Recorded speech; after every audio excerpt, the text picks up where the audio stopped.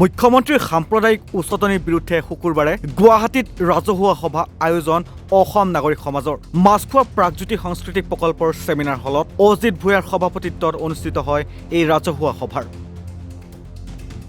মুখ্যমন্ত্ৰী হিমন্ত বিশ্ব শৰ্মাৰ সাম্প্ৰদায়িক উচতনিৰ বিৰুদ্ধে অসম নাগৰিক সমাজৰ সভাপতি আৰু ৰাজ্যসভাৰ সাংসদ অজিত কুমাৰ ভূঞাৰ সভাপতিত্বত আয়োজন কৰা উক্ত সভাত উপস্থিত থাকে শিল্পী শ্ৰীযুত কলন্দা কুমাৰ ভট্টাচাৰ্য, গুৱাহাটীৰ প্ৰাক্তন আৰ্ক বিশ্বপ আৰু শান্তি বিশাৰদ টমাছ, মেনাম পৰমপিল, কৃতি ঔপন্যাসিক আৰু গল্পকাৰ শ্ৰীমতী অৰূপা পটংগীয়া কলিতা আৰু সমাজকৰ্মী অধ্যাপক আব্দুল মান্নান আৰু লগত উক্ত সভাত উপস্থিত থাকে বিৰোধী ৰাজনৈতিক দলৰ নেতাসকল। সভাখনৰ অন্তত উক্ত সভাখনৰ সভাপতি তথা ৰাজ্যসভাৰ সাংসদ অজিত কুমাৰ ভূঞাই সংবাদ মাধ্যমযোগে কয় যে অসমৰ মুখ্যমন্ত্ৰীগৰাকীয়ে বিধানসভাৰ বিশেষ ক্ষমতা প্ৰয়োগ কৰি প্ৰচাৰ যন্ত্ৰ হাতৰ মুঠিত লৈ অসৎ আৰু ভয়ংকৰ ৰাজনীতিৰে অসমত যি বিভাজন ৰাজনীতি কৰিছে তাৰ বিৰুদ্ধে ৰাজ্যক সচেতন কৰাৰ উদ্দেশ্যে এই ৰাজহুৱা সভাৰ আয়োজন কৰিছে। অসমৰ পৰিস্থিতি ইমানেই ভয়ংকৰ হৈ উঠিছে আৰু স্বয়ং মুখ্যমন্ত্ৰীগৰাকী যি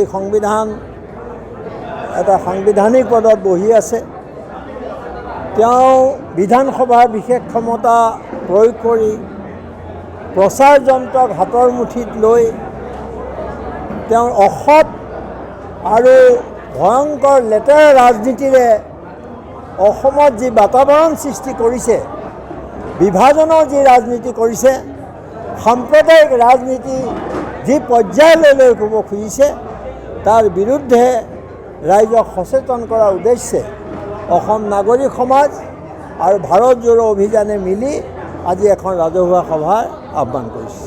লগতে তেওঁ কয় যে মুখ্যমন্ত্ৰীয়ে জনসাধাৰণৰ মৌলিক সমস্যাসমূহ সমাধান নকৰি সাম্প্ৰদায়িক তথা বিভাজনৰ ৰাজনীতি, দুৰ্নীতি, কেলেংকাৰী ঢাকিবৰ বাবে আইনৰ শাসন নোহোৱা কৰিবলৈ মুখ্যমন্ত্ৰীয়ে অপ্ৰাণ চেষ্টা চলাইছে। জনগণৰ যিবোৰ মৌলিক সমস্যা, সেই মৌলিক সমস্যাবোৰ আজি চৰকাৰে তল পেলাই দিব খুজিছে।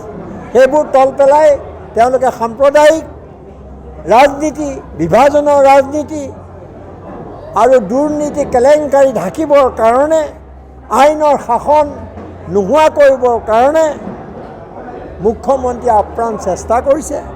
আৰু সেইকাৰণে আমি ইয়াত আজি এনে এজন মানসিক ভাৰসাম্য হেৰুওৱা মানুহে কোনো কাৰণতে যে ক্ষমতাত থকাৰ অধিকাৰ নাই, সেই কথাটো আমি উপলব্ধি কৰিছোঁ আৰু ৰাইজক সেই সম্পৰ্কে ক'বলৈ আমি চেষ্টা কৰিম অহা দিনবোৰত। আৰু সেইকাৰণে যি ধৰণৰ প্ৰচেষ্টা চলিব চৰকাৰখনৰ বিৰুদ্ধে, তাত নাগৰিক সমাজ চামিল হ'ব স্পষ্টভাৱে। তাত কোনো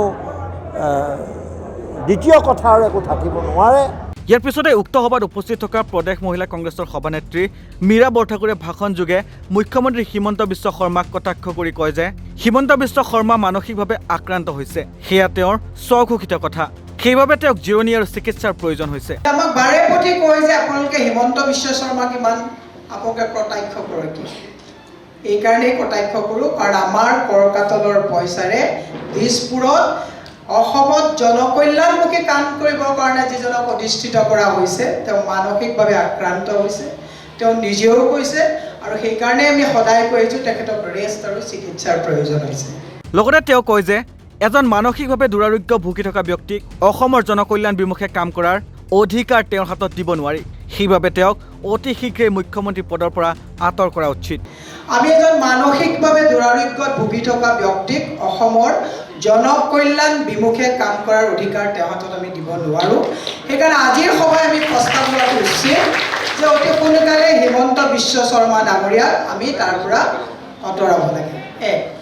২ নম্বৰত কথাটো হৈছে যে হিমন্ত বিশ্ব শৰ্মা ডাঙৰীয়াক মই এইকাৰণে মোৰ লাইভত কৈছোঁ যে হিমন্ত বিশ্ব শৰ্মা ডাঙৰীয়াই যিমানবোৰ অপকৰ্ম কৰিলে, কৰ্মা বুলি এটা কথা আছে, সেই অপকৰ্মৰ বলিয়ানি তেওঁ নিজেই কৰা আৰম্ভ কৰিছে। তেওঁ নিজৰ গাতটো নিজেই খান্দিছে, কিন্তু সেই গাতটোত যাতে আমাৰ যুৱ প্ৰজন্মক যাতে লৈ পেলাই তেওঁ যাতে তাত আত্মজা নিনিয়ায়, তাৰ কাৰণে তেওঁ সকীয়াই দিছোঁ যে যুৱ প্ৰজন্মক যাতে উশৃংখল এটা পৰিৱেশত কাকো যাতে উজনি নামনি কৰি পেলাই হিংসাত্মক পৰিৱেশৰ সৃষ্টি কৰিব নোৱাৰে, তাৰ কাৰণে হিমন্ত বিশ্ব শৰ্মাক আমি সকীয়াই দিছোঁ। মই তৃতীয় কথাটো হিমন্ত বিশ্ব শৰ্মাক কৈছোঁ যে আপুনি যিটো লোভৰ আক্ৰান্ত হৈছে, আপোনাৰ পৰিয়ালে যেনেকৈ অসমৰ ৰাজহুৱা সম্পদ দেখিলে লোভত আক্ৰান্ত হোৱা যিটো বেমাৰ হৈছে তাৰো চিকিৎসাৰ প্ৰয়োজন হৈছে। কাৰণ অসমৰ যিটো আমাৰ ৰাজহুৱা সম্পদ এটা এটাকৈ মাটি বাৰী সকলোকো যাতে আপুনি বেলেগ বনিয়াৰ হাতত চপাব নোৱাৰে তাৰ কাৰণে আমি আপোনাক সকীয়াই দিছোঁ। সেয়ে মই দীঘলীয়া নকৰি এটা কথাই ক'ব বিচাৰিছোঁ, আমাক শান্তি লাগে। হিমন্ত বিশ্ব শৰ্মাক মই আগৰ পৰাই কৈছোঁ যে অতৃপ্ত আত্মা, গোটেই ভাৰতবৰ্ষত যদি এজন অতৃপ্ত আত্মা আছে যি ৰাতি ৩টা বজালৈকে নুশুৱে, আৰু তেওঁ কয় যে মই ৰাতি ৩টা বজালৈকে নুশুৱে, মই হিমন্ত বিশ্ব শৰ্মাৰ এসময়ৰ তেওঁৰ শুভাকাংক্ষী হিচাপে আজি মই তেখেতক পৰামৰ্শ দিছোঁ যে সময়মতে শুৱক, সময়মতে উঠক। আপোনাৰ মানসিক সন্তুলন হেৰাই গৈছে। সেইকাৰণে আপুনি যিটো হিন্দু মুছলমানৰ মাজত যিটো কথা কৈ ৰেপিষ্টক যিটো আপুনি ডিষ্টিংক্ট বাইফাৰ্কেট কৰিছে হিন্দু আৰু মুছলমানৰ মাজত, ঈশ্বৰে নকৰক তেনেকুৱা ঘটনা যদি আপোনাৰ আত্মীয় লগত হ'লে সেইদিনাখন হিন্দু আৰু মুছলমান বাচাৰ প্ৰৱণতা আপোনাৰ তাত বাচি থাকিব নে নাথাকিব, ই এক বৃহৎ প্ৰশ্ন। সেয়ে মই মাননীয় মুখ্যমন্ত্ৰীক এতিয়াও মাননীয় বুলি কৈ আছোঁ, যাতে মাননীয় কৈ থকাৰ আগতে যাতে মাননীয় আৰু নক'বলগীয়া পৰিৱেশ সৃষ্টি নহয়। হিমন্ত বিশ্ব শৰ্মাই তেওঁ দায়িত্ব বেলেগক স্থলাভিষিক্ত কৰি অসমখন যাতে আৰু অশান্ত নকৰি উজনি নামনিৰ মাজত হিন্দু মুছলমানৰ নামত নিকৃষ্ট ৰাজনীতি কৰা স্পৰ্ধা নকৰে। অসমীয়া মানুহৰ সৰলতা আৰু উদাৰতাক যদি দুৰ্বলতা বুলি ভাবিছে, চেলেং চাদৰ পাৰি দিয়া মুখ্যমন্ত্ৰী 25 বছৰ নিৰ্বাসনত থাকিবলগীয়া হৈছে, এই কথা পাহৰি যাব নালাগে।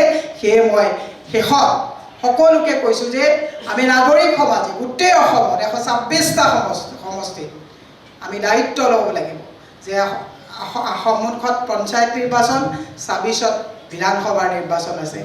একেমুখে গাঁৱে গাঁৱে ঘৰে ঘৰে গৈ আমি বুজাব লাগিব যে এইখন চৰকাৰ জ্বৰত পৰিছে, এইখন চৰকাৰ নৰিয়াত পৰিছে, এইখন চৰকাৰ ভোকাতুৰ চৰকাৰ। এই ভোকাতুৰ চৰকাৰৰ যাতে আহাৰ হিচাপে যুৱ প্ৰজন্মক যাতে তেওঁলোকে ব্যৱহাৰ কৰিব নোৱাৰে তাৰ কাৰণে অভিভাৱকত্বৰ দায়িত্ব লৈ হিমন্ত বিশ্ব শৰ্মাক আমি গাদীচ্যুত কৰিব লাগিব।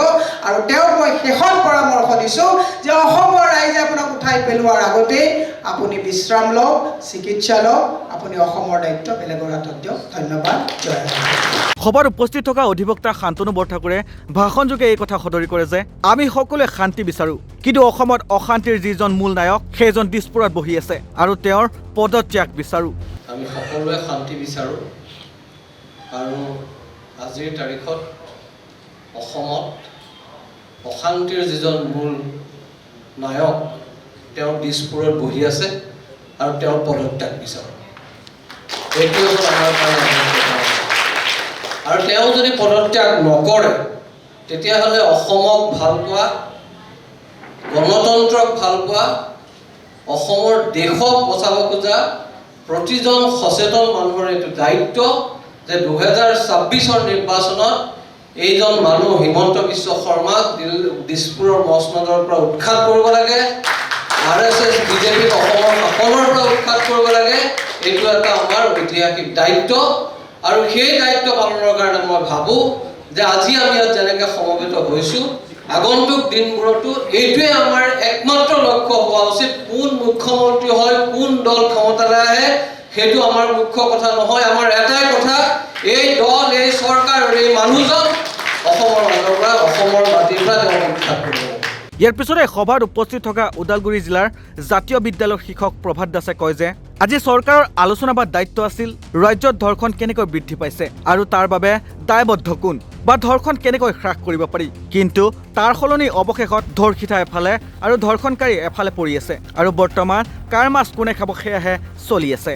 আজি ইছ্যু হ'ব লাগিছিল, আমি আজি আলোচনা কৰিব লাগিছিল, চৰকাৰে বা তেখেতসকলৰ দায়িত্ব আছিল যে ধৰ্ষণ কেনেকৈ ইমান বৃদ্ধি পাইছে, তাৰ কাৰণে দায়বদ্ধ কোন, তাৰ কাৰণে জবাবদিহি কোন, সেইটোহে আমাৰ ইছ্যু হ'ব লাগিছিল। আৰু ধৰ্ষণ কেনেকৈ নোহোৱা কৰিব পাৰি, কেনেকৈ ধৰ্ষকসকলক শাস্তি দিব পাৰি সোনকালে, প্ৰমাণসহ তেওঁলোকক মানে এক্সট্ৰা জুডিচিয়েল কিলিং নকৰাকৈ, এনকাউণ্টাৰ মানে ভুৱা এনকাউণ্টাৰ নকৰাকৈ কেনেকৈ তেওঁলোকক প্ৰমাণ সহকাৰে শাস্তি দিব পাৰি, সেইবোৰহে চিন্তা চৰ্চা হ'ব লাগিছিল, সেইবিলাকে মূল বিষয় হ'ব লাগিছিল। কিন্তু এতিয়া ধৰ্ষিতা একফালে পৰি থাকি গ'ল, ধৰ্ষণকাৰীও একফালে পৰি থাকি গ'ল, ইছ্যু গৈ ফালে কাৰ মাছ কোনে খাব, কাৰ কি মাংস খাব, সেইটোহে চৰ্চা চলি আছে। গতিকে এই যে ইছ্যু ডাইভাৰ্ট হৈছে, এই বিষয়টোক লৈ পেলাই আমি এটা প্ৰস্তাৱ ল'ব লাগে যাতে ধৰ্ষণকাৰী আৰু ধৰ্ষিতাৰ ন্যায়, সেইটো এটা আমাৰ ফালৰ পৰা এটা মানে গুৰুত্বপূৰ্ণ এটা বিষয় হিচাপে আমি উত্থাপন কৰিব পাৰিব লাগে।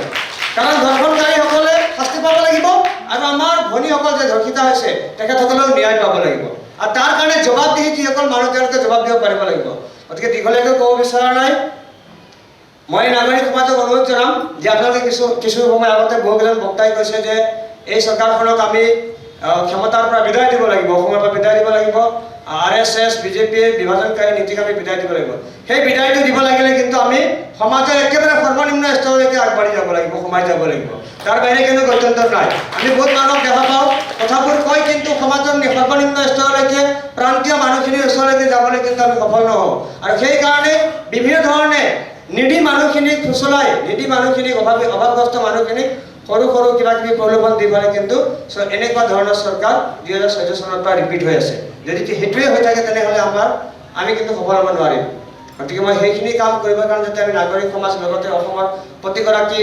ধৰ্মনিৰপেক্ষতাত বিশ্বাসী আৰু গণতন্ত্ৰত বিশ্বাসী ব্যক্তি যদি আগবাঢ়ি যাব পাৰোঁ সেইখিনি কৰিবলৈ সক্ষম হ'ম বুলি আহ্বান জনাই মই বক্তব্য সামৰিছোঁ। এনেদৰে মুখ্যমন্ত্ৰীৰ সাম্প্ৰদায়িক উচতনিৰ বিৰুদ্ধে অসম নাগৰিক সমাজে গুৱাহাটীৰ মাছখোৱাত অনুষ্ঠিত কৰা ৰাজহুৱা সভাত বিভিন্নজনে মুখ্যমন্ত্ৰীৰ সাম্প্ৰদায়িকতাক ভাষণযোগে ভালকৈ এশেকনি দিয়ে।